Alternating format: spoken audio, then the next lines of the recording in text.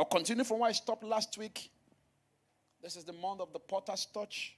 Last week I looked at the broken vessels. 2 Timothy chapter 2 and verse 20 to 22. I'll read from Message translation quickly, the verse 20 to 21.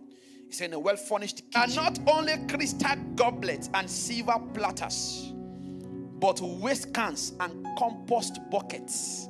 Some containers used to serve fine meals and others to take out garbage. He said, become the kind of container God can use to present any and every kind of gift to his guests for their blessing.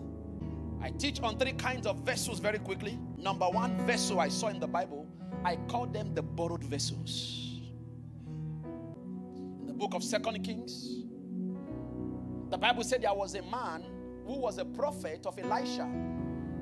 And the woman cried to Elisha and said, please help me. Something is going wrong with me.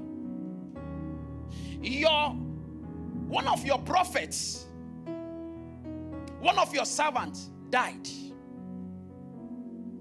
And then he died not paying off his debt. He left me and my children, my 2 sons, with debt. The man was a prophet, but yet his life was not free from shame.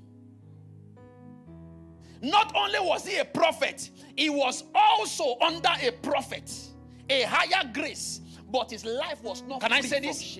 That you can be under a prophetic cover. If you are not rightly connected, you can still be suffering loss. Now, just by way of digression. So the woman cried to Elisha and said, Elisha, please, there is a problem. My husband, your servant, left me with a lot of debt. And now, the people who are the owner of the money, they know that the man has died. And the man of God said, what do you have in your house? It is what you have that I can walk upon to give you what you need. What do you have? The woman said, I have just only 1 vessel. He said, woman, listen. Go and borrow other vessels. And the woman sent his sons. They went all around the city. They began to borrow vessels. Borrowed vessels. And after I borrowed the vessel, Elisha said to her, he said, now pour the oil on all of the vessels. And that's the solution. In the absence of vessels, there are no filling. Verse 5. So she went from him and shut the door upon her and upon her sons. The issue of filling is not done in the open. It's done in the secret place, where it is just you and God alone. Where there is no pressure from anyone, just you and God alone. So she went from them, her and her sons, and poured out. Go ahead.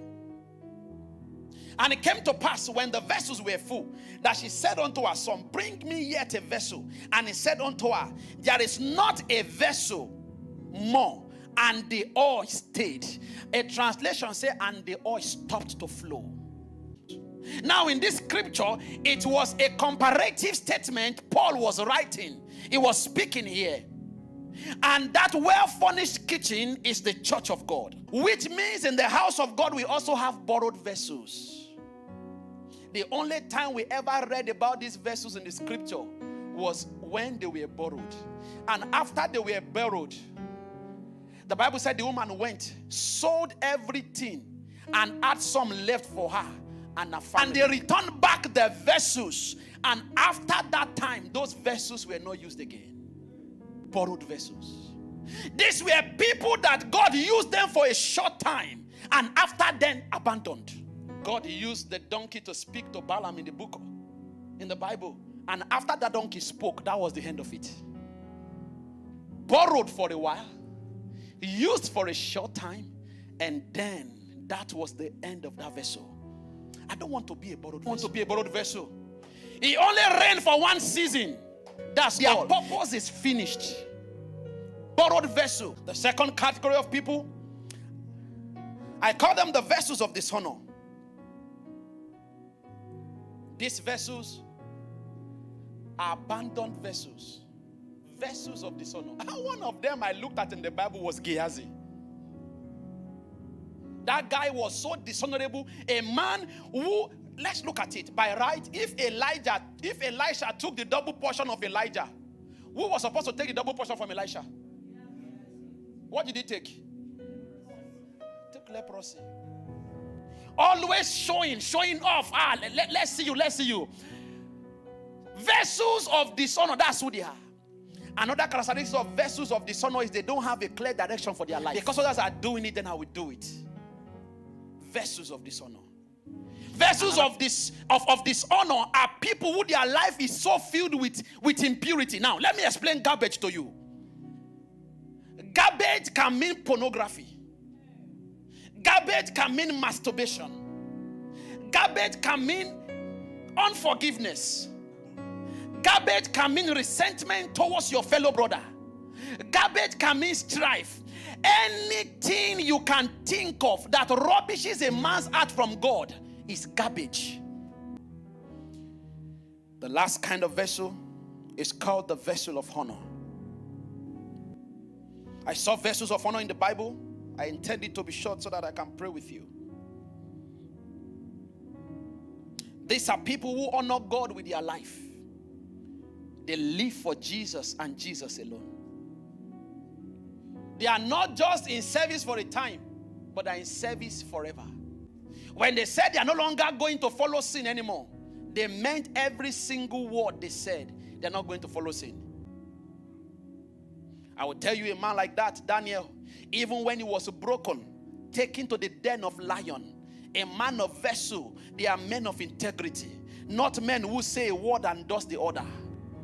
Daniel said, it doesn't matter if you tell me not to pray to my God, I will pray to him. You won't shut my mouth.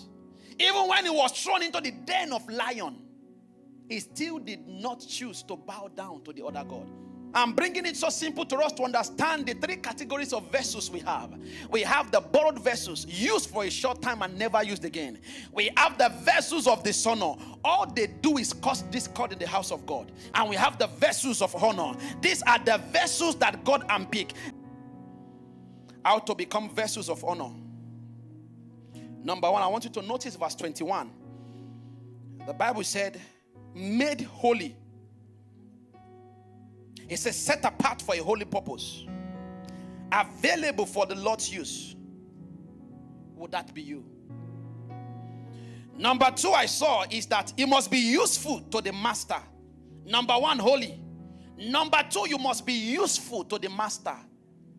And number three, you must be prepared to do any good work. I'm just making a simple illustration and that's it, okay? Now, this is a juice. Inside this container, right? And inside this cup, I have the toilet water. This is toilet water inside this cup. And this is juice inside this paper wrap, right? This one. And this one is juice. Which would you prefer? You want this one? Okay, so take it. As interesting as the juice, because something inside, there is a content inside, right? The content is clean, right? The content is edible, right? The content is useful to you, is that not so? And so you chose it. But you see this cup, it can be times 4 more expensive than that juice. And even the content inside. But this was made more expensive. But because of the content inside is stinky. No matter how beautiful you are on the outside, if your inside is stinky, God will bypass you. When your life is impure, it doesn't matter who you look like outside. You are a vessel of dishonor. Stinky as this cup is, don't forget the vessel is intact. But something is just wrong with the inside.